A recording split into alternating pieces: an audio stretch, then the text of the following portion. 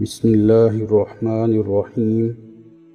ابو موسیٰ رضی اللہ تعالیٰ عنہ بیان کرتے ہیں کہ رسول اللہ صلی اللہ علیہ وعلیٰ آلہ وسلم نے فرمایا، اللہ تعالیٰ رات کو اپنا ہاتھ پھیلاتا ہے تاکہ دن کو برائی کرنے والا رات کو توبہ کر لے، اور دن کو اپنا ہاتھ پھیلاتا ہے تاکہ رات کو گناہ کا ارتکاب کرنے والا دن میں توبہ کر لے۔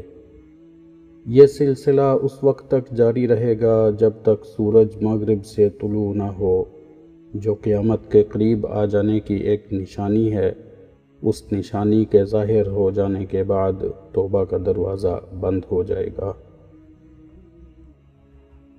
انس بن مالک رضی اللہ تعالیٰ عنہ سے روایت ہے کہ رسول اللہ صلی اللہ علیہ وعلیٰ آلہ وسلم نے فرمایا، اللہ تعالیٰ اپنے بندے کی توبہ سے جب وہ اس کی طرف توبہ کرتا ہے، اس آدمی سے بھی زیادہ خوش ہوتا ہے جو کسی جنگل بیابان میں اپنی سواری پر سوار ہو، اسی پر اس کے کھانے پینے کا سامان بھی ہو، پھر وہ سواری اس سے چھوٹ جائے۔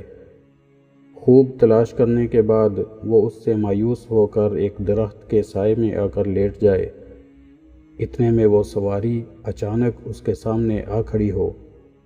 وہ اس کی مہار پکڑ لے اور خوشی کی شدت سے کہہ ڈالے، اے اللہ، تو میرا بندہ ہے اور میں تیرا رب۔